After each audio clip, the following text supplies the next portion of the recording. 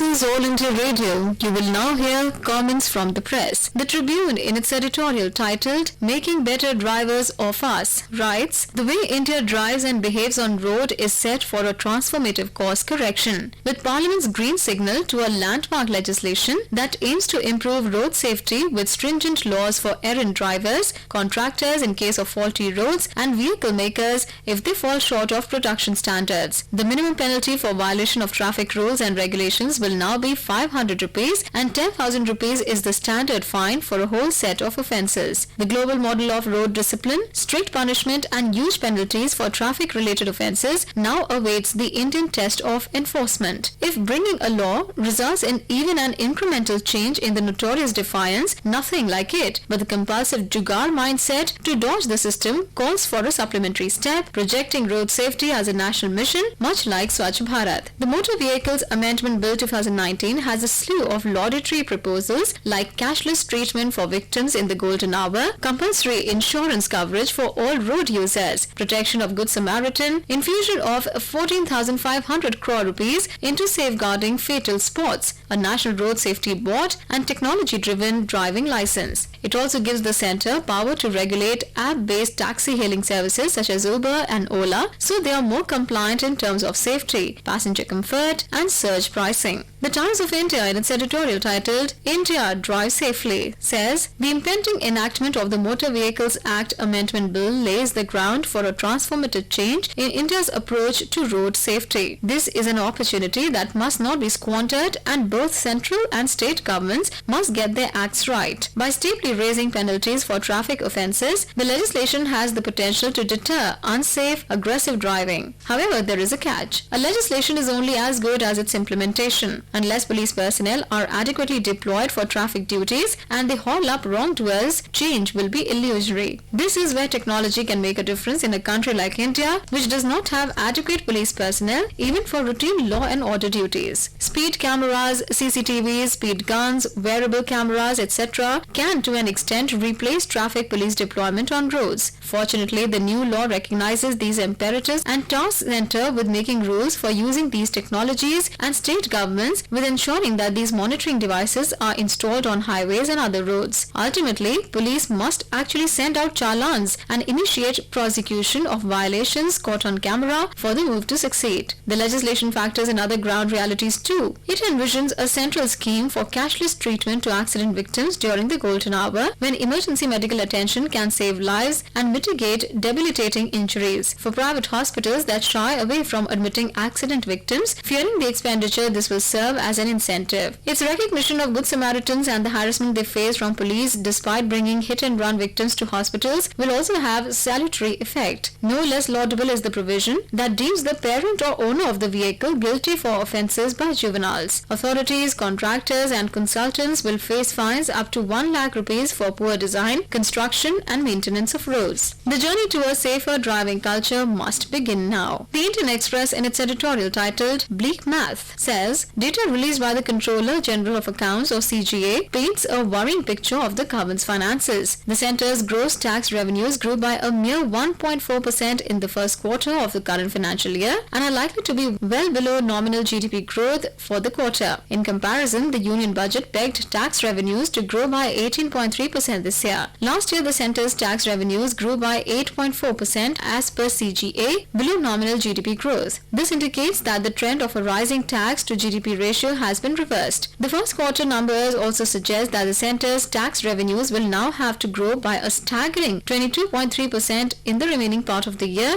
to meet the budgeted target. Though collections are likely to rise in the coming quarters, achieving this target is a tall task. The breakup of the headline tax numbers reveals that direct taxes, both corporate and personal income tax, grew at a modest 9.7% in Q1, but growth was well below the budget target of 18.6%. Income tax collections have continued to grow at a healthy pace, clocking 12.3% in the quarter ended June. The surcharge on the super rich will boost collections further. Indirect taxes, including compensation cess and taxes of UTs, actually contracted by 4.9% in Q1 of financial year 2020. The outlook for growth remains hazy in the near term. Those were the comments from the press, presented to you by the News Services Division of All India Radio.